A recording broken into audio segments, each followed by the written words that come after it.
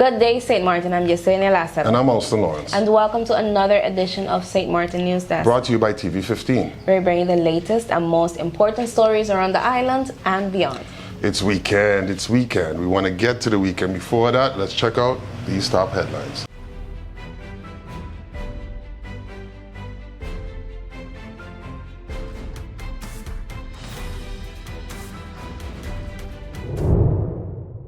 Stabbing in Cay Bay sends one to hospital. Suspect in custody. A stabbing incident in Cay Bay left one man injured and another in custody following an altercation on Aaron Jacobs Drive. The incident occurred just after 3 p.m. on Wednesday afternoon, prompting a swift response from the St. Maarten police force. The victim, identified as AJB, suffered 2 stab wounds. Emergency services transported him to the St. Maarten Medical Center, where he was treated and reported to be in stable condition. The suspect, WD, was arrested shortly after the attack and taken into custody. Police confirmed he remained detained as detectives continued their investigation into the incident. Authorities have yet to release a motive, and investigations by the KPSM Detective Department are ongoing. Man arrested for assault and holding girlfriend against her will. Police arrested a man identified by initials ZJ on Tuesday, July 15, for allegedly assaulting his girlfriend with a weapon and preventing her from leaving. The St. Maarten Police Force, KPSM, responded to a report of domestic violence where ZJ reportedly used physical force and restricted the victim's freedom. He was taken into custody and remains detained as the investigation continues. KPSM reminds the public that all reports of domestic violence are taken seriously and urges anyone experiencing or witnessing abuse to come forward. Police conduct overnight road checks. 3 scooters seized, 1 rider caught fleeing. The St. Maarten Police Force conducted a series of vehicle inspections and surveillance operations overnight between Sunday and Monday, aimed at boosting public safety across the island. Between 11:45 p.m. on July 14th and 4:30 a.m. on July 15th, KPSM officers stationed themselves at key areas including Union Road, Airport Road, Welfare Road, and Cay Bay. A total of 45 vehicles were stopped and inspected. 20 individuals were frisked under the Opium Ordinance. 3 scooters were confiscated due to missing or improper documentation. 1 rider attempted to flee the scene but was intercepted and fined for multiple violations. The KPSM reiterated that these operations are part of its continuous strategy to deter criminal activity and enhance road safety. KPSM unveils Wall of Honor to celebrate former police chiefs. As part of Justice Week 2025, the St. Maarten Police Force, KPSM, unveiled its new Wall of Honor on Wednesday, July 16th, paying tribute to 3 former chiefs of police, Mr. Walter Kramers, Mr. Rupert Louis Lionel Brown, and Mr. Derek Edison Holliday. The ceremony followed a Justice Week church service and was attended by Governor Ajamu Bailey, Minister of Justice Natalie Tacklin, and members of Parliament Veronica Janssen, Shamira Roseberg, and Francisco La Cruz, along with family members, colleagues, and invited guests. The Wall of Honor features portraits and names of the 3 honorees, recognizing their leadership, sacrifice, and years of dedicated service to St. Maarten. KPSM says the tribute reflects the force's continued commitment to the values established by its past leaders. The wall now stands as a permanent symbol of respect and inspiration within the police headquarters. Let's put everything on the table. People always give their opinion, and you can either take it or crunch it. Let them judge. We give in to the most irresistible flavor. We devour every nugget that falls in our hands, especially when it's our crunchy fried chicken. And let the crumbs fly if needed. Let them keep judging. We'll keep indulging. KFC, it's finger-licking good.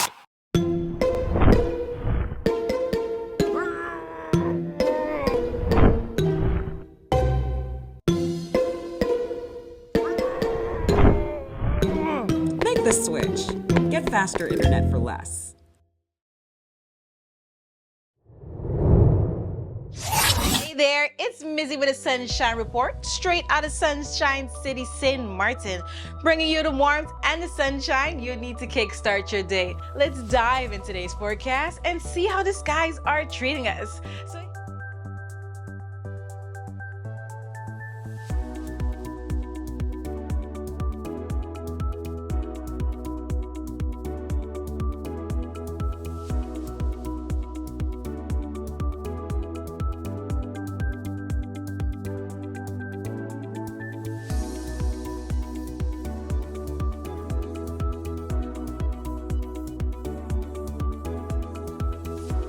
Follow NewsDesk on Facebook for your daily sunshine report. So as you enjoy the rest of your day, stay safe, stay friendly. Sunshine City. I'm meteorologist Brian Shields. Thank you for joining this weather community, taking the time to subscribe. All right, let's get right to a couple areas watching this spot near Louisiana, on track from what we talked about yesterday. Now I'm going to zoom down here. Big rain totals on the way, and then I'll be shifting my attention over toward what's going on to the east of the Caribbean. There are a couple strong tropical waves, but one in particular I'm going to monitor for some signs of development as we get into the weekend and into next week. At the least, we're going to see a bigger chance of rain moving into parts of the Caribbean, with it a chance of some flooding. So we expect it to get more active this time of year. Know that I'm watching everything. If anything does try to spin up, I will let you know first right here on this channel. I'll let you know where something's going, but also where something is not going, because I know it is a high anxiety time of the year when we're tracking weather together. Now, watching a few showers and storms near Haiti, the DR. There's been a couple near Jamaica. Some spots we've been so dry. Same thing in Belize. We've been too dry, but we are about to see the pattern flip with a better chance of rain building later this month into next week. And keeping an eye on this area near Guyana, that will slide in some extra moisture toward Trinidad, parts of Guyana, and Venezuela over the next couple days. But look at this. So we have this little pocket here of some of that rain, some storms, not organized. But then we swing out here. This stronger tropical wave, I do believe, is going to hang together and with it start to work across. I'll monitor for development. Models are hinting at development, but not huge signs of it. But either way, as this eventually moves in at about 4 or 5 days from now, that is going to really increase our chance of rain, especially in the southeastern Caribbean, and then bigger tropical waves that will be coming off the coast of Africa that the models are hinting at development. So let me start with that. I'll show you these tropical waves that will be heading in that big increase in some of the rain. To start, this is actually some dust moving in through here. Very spotty showers. I mentioned Jamaica, Belize, just for example, of a couple spots that we actually need to get some rain. Some of us have gotten some storms, but just not a lot. Let's go out in time here as we work our way into tomorrow, into the weekend. We'll start to see things really building as we work our way into Saturday. You can see the rain building. Parts of the southeastern Caribbean, there's the bigger wave popping up. A little bit more hit or miss back through Haiti, the DR, Puerto Rico, and then Nicaragua, Costa Rica, Panama. While the rain chance has been down a little bit, it's going to start to build again. This here is by Sunday. Then look at Sunday. These brighter colors showing that stronger tropical wave that is getting closer, and then a bit more active, spotty showers and storms. Still not widespread for us in the northern Caribbean, but we'll have some more showers and thunderstorms around. Then by Monday, you can see it here, watching this area for any signs of development. I want to flip over and show you the icon model in just a second, but this here is by Tuesday. I mentioned 5 days from now, we see this tropical wave moving in. Now, it may shift a little bit more to the north, a little bit more to the south as far as the rain with it is concerned, but giving it a heads up, somewhere in the eastern, in particular southeastern Caribbean, we could see that flood threat getting higher by about Tuesday. So giving you the early heads up that things are going to get more active. Not that there's anything huge coming at us, but of course we don't need a named system to give us the flooding. You can see it there. So larger tropical waves in the Atlantic that have my attention, that I am watching, tracking the dust first, but it's going to be a more active end of July, which is kind of typical. I'll monitor for any signs of development, still watching the northern Gulf as well with some of that heavier rain. So a busier pattern ahead. Got you covered right here. Thank you for being part of this weather community. Have a wonderful day ahead.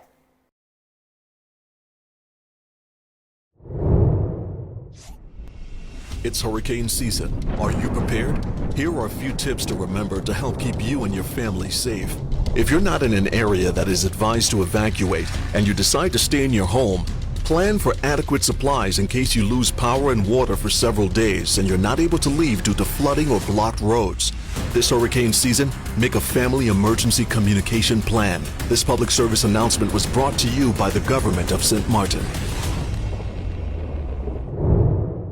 Minister Brug joins leaders for change in community outreach. Minister of Public Health, Social Development and Labor, the Honorable Brug, joined volunteers from Leaders for Change last week during a community outreach effort, reinforcing government support for vulnerable residents. The visit followed a recent partnership between the ministry and the organization to better understand the struggles of rough sleepers. Minister Brug called the experience eye-opening and a reminder of the need for hands-on leadership. Leaders for Change provides warm meals, snack boxes, and hygiene kits every Sunday, powered entirely by volunteers and community donations. Support from local businesses like Avantika, Amor, and KFC has helped sustain the effort, but the group urgently needs a reliable pickup truck to expand its reach. The minister praised the team's grassroots dedication and urged the public and private sectors to support their mission. He also pledged to increase in-the-field visits by his ministry to stay connected to community needs. In regards to Justice Week, Minister Gumbs urges public to thank justice workers. Acting Minister of Justice Minister Gumbs marked Justice Week with a message of gratitude, urging residents to thank those who serve in the justice sector. She encouraged a culture of appreciation, suggesting that simple words like "thank you for your service" can uplift and recognize the daily sacrifices of police, immigration officers, customs agents, prison staff, and other justice professionals. Gumbs emphasized that justice is not just about laws, it's about fairness, access, and respect for human rights. She called for continued investment in training and resources to ensure justice workers are well equipped and fairly compensated. She also stressed the importance of public education, community outreach, and collaboration to promote equity, safety, and inclusion across society. In closing, Minister Gumbs expressed deep appreciation to all justice workers and honored those who lost their lives in service. She reaffirmed her commitment alongside Minister Natalie Tacklin to upholding the rule of law for all in Sint Maarten. Sint Maarten advances digital transformation with IT department overhaul. Sint Maarten has made major strides in modernizing its government IT systems through the recently concluded Revamping the IT Department project, spearheaded by the Ministry of General Affairs and supported by the Temporary Work Organization, TWO, and ICTU. The initiative ran from January 2023 to December 2024 and laid the groundwork for more efficient, coordinated, and service-oriented governance. The project tackled long-standing issues including outdated processes, staffing gaps, and fragmented IT coordination. As a result, formal systems for incident and service request management are now in place. Hardware has been upgraded, and multiple improvement projects have been launched across ministries.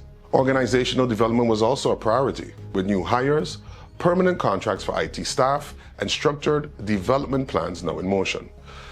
The follow-up project, Rivet, will build on this momentum by focusing on long-term capacity building, better communication with stakeholders, and stronger project governance. A project spokesperson noted that this marks not just a technical upgrade, but a cultural shift in how public services are delivered across government. BTP pushes for stronger regional digital ties at CANTO conference. Bureau of Telecommunications and Post Interim Director Julianne Labega Hoover delivered a strong call for regional digital cooperation during a high-level panel at the CANTO Caribbean Telecommunications Conference held in Nassau, Bahamas last week. Speaking on the theme, Building the Caribbean Gigabit Society Through a Federated Cloud, Labega Hoover stressed the importance of keeping digital traffic within the region to boost security, speed, and economic development. She emphasized that localized data flows are essential to building a resilient, inclusive, and future-ready Caribbean digital economy. Representing Sint Maarten, she reaffirmed BTP's commitment to working closely with CARICOM, the CTU, and CANTO to align with the region's ICT strategies and goals, including the development of a gigabit society where ultra-fast broadband enables innovation in education, healthcare, investment, and job creation.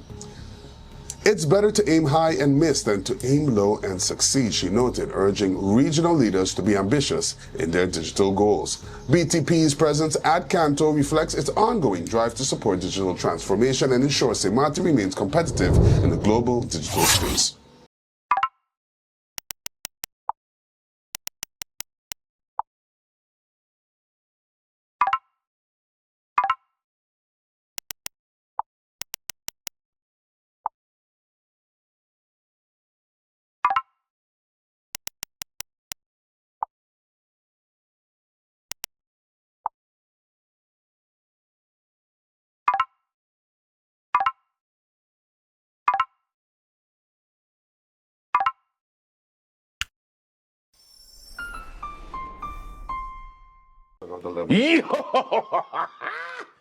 Guess what?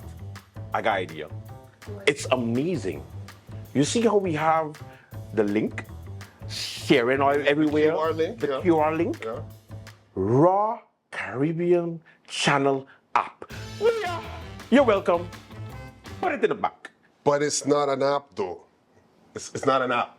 App, you have to like download something to get it on your phone, take up space. It's not an app. It's like an app. Therefore, it can be an app. So, it's an app. Raw Caribbean TV app. Say it with me, Al. Come on. It's not an app though. All you gotta do with that, it's a link. You take the link, you hit the bookmark, you say add to home screen, and so it shows up like an app icon, but it's not an app though. Are you a real person? It is an app because you get to watch all the programs from Raw Caribbean at one place. It is an app. I don't know how to explain this to you, but factually and technically, it's not an app. Kind of like we do the news, facts, Yeah. and you do that thing you do. Whoa. Point being, you just go to the QR, you hit bookmarks, and you hit add to home screen, and then you can have the link to, let's give it another name. The app. You want to call it the app? Raw Caribbean TV app. Jess. Yes. Jess, please, give some sense, Jess. Jess. It's kind of like an app. That's why she gets the big bucks. It's not an app, though. It's not a app. What the It's not a app. You kiss your mother with her mouth? My God. Watch Raw Caribbean TV app. Watch Raw Caribbean TV app. Yes. It's not an app, though.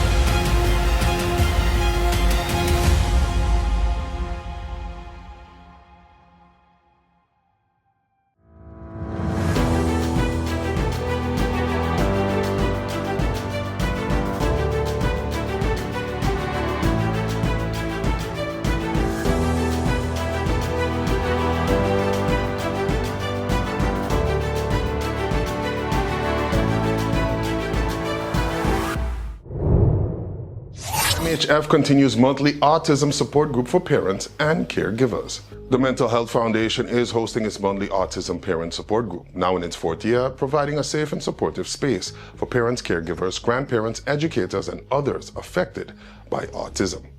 Meetings are held every third Thursday of the month, with the next session next Thursday from 7 p.m. to 8:30 p.m. at the MHF building.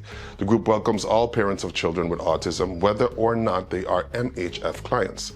Sessions include brief presentations on autism-related topics like behavior strategies, family dynamics, and self-care, followed by peer-led discussions for sharing experiences, questions, and support. Psychologist Marjolaine Smith, who facilitates the group, emphasized its importance as a space where parents can find understanding and guidance. Interested participants can contact Ms. Smith via WhatsApp at 721-585-5501. MHF encourages the community to join and help build a stronger, inclusive support network for families facing autism. United Women Book Club celebrates launch of Native Choir by Sophia Chance. The United Women Book Club hosted a heartfelt book launch for Native Choir, authored by Sophia Chance, on Caribbean Literature Day at the Bedsider Conference Room. The event showcased the deep connection between the community and the literary work, reflecting shared experiences and dreams.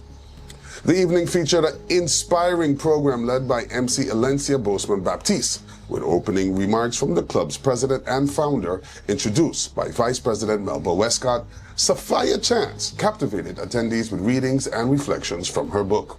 The launch attracted notable guests, including representatives from the Sint Maarten Book Fair, House of Nehesi publishers, 101.5 Radio St. Maarten, Sparks Association, and several community organizations. Funded by the Sparks Association and the Collectivité of St. Maarten, and published by House of Nehisi Publishers, Native Choir embodies the club's mission to uplift local voices and celebrate Caribbean stories. The event combined readings, a book signing, entertainment, and community reflections, marking a memorable celebration of literature and unity. Dr. Acevedo's visit sparks health action and hope in St. Maarten.